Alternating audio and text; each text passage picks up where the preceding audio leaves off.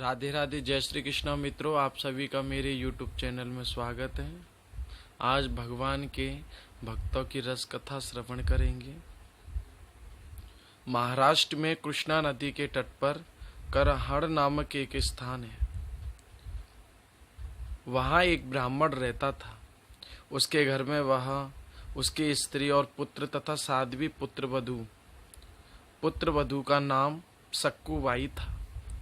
सक्कुबाई जितनी ही अधिक भगवान की भक्त, सुशीला, विनम्र और सरल हृदया थी, उसके विपरीत उसके सास, ससुर और पति तीनों उतने ही दुष्ट, कर्कश, अभिमानी, कुटिल और कठोर हृदय थे। वे सक्कुबाई को सताने में कुछ भी कसर नहीं रखते थे।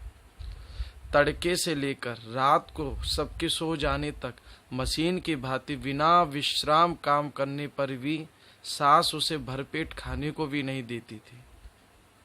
परंतु सक्कुबाई इसे भी भगवान की दया समझकर अपने कर्तव्य के अनुसार अस्वस्थ हो जाने पर भी काम करती रहती। परंतु दुष्टा सास इतने पर ही राजी न होती। वह उसे 2-4 लात घूसे जमाए और उसको तथा उसके माँ बाप को 10-20 बार गालियां सुनाए बिना संतुष्ट नहीं होती। परंतु सक्कुबाई सास के सामने कुछ ना बोलती, चुपचाप खड़ी रहती। वह इन दारुण दुखों को अपने कर्मों का भोग और भगवान का आशीर्वाद समझकर उन्हें सुख रूप में परिणित कर सदा प्रसन्न रहती। महाराष्ट्र में पंढरपुर वैष्णवों का प्रसिद्ध तीर्थ है।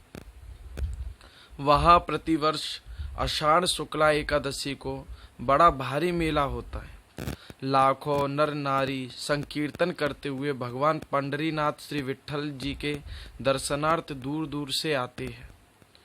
अब के भी कुछ यात्री करहाड़ की तरफ से होकर पंढरपुर के मेले में जा रहे थे। सक्कुबाई इस समय कृष्णा नदी पर जल भरने गई थी। इन सबको जाते देखकर उसके मन में भी श्री पंढरीनाथ जी के दर्शन करने की प्रबल इच्छा हुई।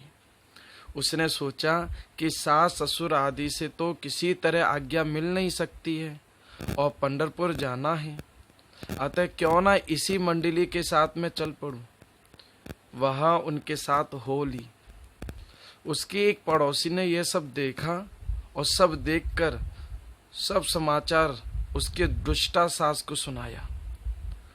वह सुनते ही जहरीली नागिन की तरह फुफकार मारकर उठी और अपने लड़के को सिखा पढ़ाकर सक्कू को मारते, पीटते, घसीट लाने को भेजा। वह नदी तट पर पहुंचा और सक्कू को मार पीट कर घर ले आया।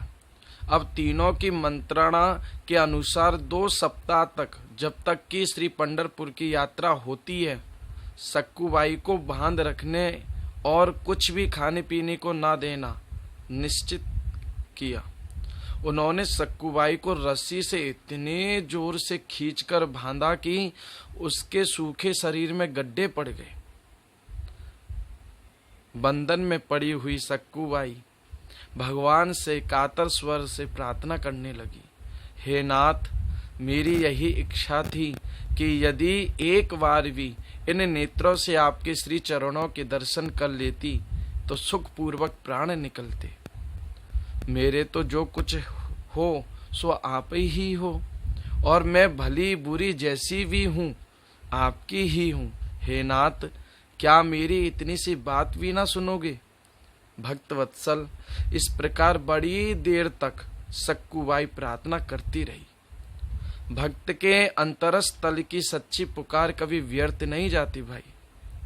वह चाहे कितनी ही धीमी क्यों ना हो, त्रिभुवन को भेद कर भगवान के कर्ण छिद्रों में प्रवेश कर जाती है और उनके हृदय को उसी क्षण द्रवीभूत कर देती है। सक्कुबाई की आर्त पुकार से श्री वैकुंठनाथ जी का आसन हिल उठा। वे तुरंत एक सुंदर स्त्री का रूप धारण कर उसी क्षण सक्कुबाई के पास जाकर बोले, बहन, मैं पंढरपुर जा रही हूँ, तू वहाँ नहीं चलेगी? सक्कुबाई ने कहा कि बहन, मैं जाना तो चाहती हूँ पर यहाँ बंधन में बंध रही हूँ। मुझ पापिनी के भाग्य में पंढरपुर की यात्रा कहाँ है। यह सुनकर उन स्त्री वेशधारी भगवान ने कहा, बहन, मैं तेरी सदा सहचरी हूँ, तू उदास मत हो, तेरे बदले मैं यहाँ बंध जाती हूँ। यह कहकर भगवान ने तुरंत उसके समस्त बंधन खोल दिए और उसे पंढरपुर पहुंचा दिया। आज सक्कूबाई का केवल यही बंधन नहीं खोला, उसके सारे बंधन सदा के लिए खुल गए, वह मुक्त हो गई। सक्कूबाई का वेश धारण किए नात बंधे हैं बंधन में। सक्कू के सास ससुर आदि आते हैं और भला बुरा कहकर चले जाते हैं, और भगवान भी सुशीला पत्नी की तरह सब कुछ सह रहे हैं। इस प्रकार बंधन में बंधे हुए पूरे 15 दिन हो गए। सास ससुर का दिल तो इतने पर भी नहीं पसीजा, पर सक्कूबाई के पति के मन में यह विचार आया कि पूरा एक पक्ष बिना कुछ खाए पिए बीत गया, कहीं यह मर गई तो हमारी बड़ी फजीयत होगी। अतः वह पश्चाताप करता हुआ सक्कूबाई भगवान के पास पहुंचा और सारे बंधन काटकर क्षमा प्रार्थना करके बड़े प्रेम से स्नान भोजन आदि करने के लिए कहने लगा। भगवान भी ठीक पतिव्रता पत्नी की भांति सिर नीचा किए खड़े रहे। वह सक्कूबाई के आने के पहले ही अंतर्ध्यान होने में उसकी विपत्ति की आशंका से सक्कूबाई के लौट आने तक वहीं ठहरे रहे। उन्होंने स्नान करके रसोई बनाई और स्वयं अपने हाथ से तीनों को भोजन कराया। आज के भोजन में कुछ विलक्षण स्वाद था। भगवान ने अपने सुंदर व्यवहार और सेवा से सबको अपने अनुकूल बना लिया। इधर सक्कूबाई पंढरपुर पहुंचकर वहां भगवान के दर्शन करके आनंद सिंधु में डूब गई। वहां यह भूल भी गई कि कोई दूसरी स्त्री उसकी जगह बंधन में बंधी हुई है। उसने मन में प्रतिज्ञा कर ली कि जब तक इस शरीर में प्राण है मैं पंढरपुर की सीमा से बाहर नहीं जाऊंगी,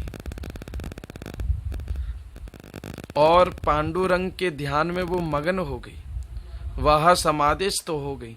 अंत में सक्कूबाई के प्राण कलेवर छोड़कर निकल भागे और शरीर अचेतन होकर गिर पड़ा। देव योग से करहाड़ के निकटवर्ती केवल नामक गांव के एक ब्राह्मण ने उसे पहचान कर अपने साथियों को बुलाकर उसकी अंत्येष्टि क्रिया की। अब जगन माता श्री रुक्मणी जी ने देखा कि यह तो यहाँ मर गई और मेरे स्वामी इसकी जगह बहू बने बैठे हैं, मैं तो अच्छी फंसी। यह विचार कर उन्होंने शमशान में जाकर सक्कूबाई की हड्डियां बटोरकर उसमें प्राण संचार कर दिया। सक्कूबाई नवीन शरीर में जीवित हो गई। जो महामाया देवी समस्त ब्रह्मांड की रचना और उसका विनाश करती है, उसके लिए सक्कूबाई को जीवित करना कौन बड़ी बात थी।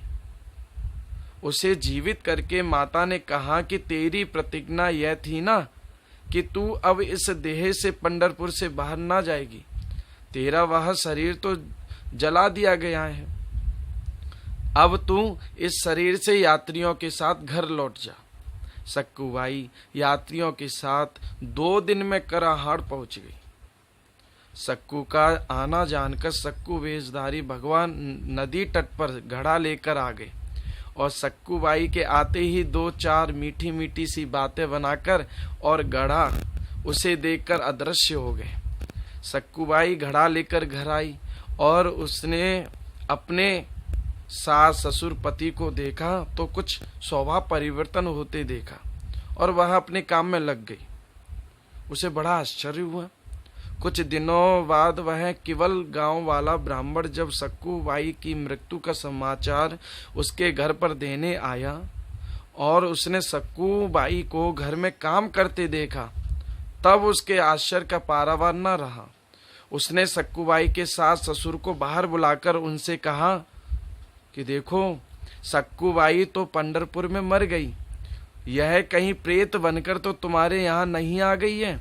सक्कूबाई ससुर और पति ने कहा, वह तो पंढरपुर गई ही नहीं, तुम ऐसी बात कैसे कर रहे हो। ब्राह्मण के बहुत कहने पर सक्कुबाई को बुलाकर सब बातें पूछी गई।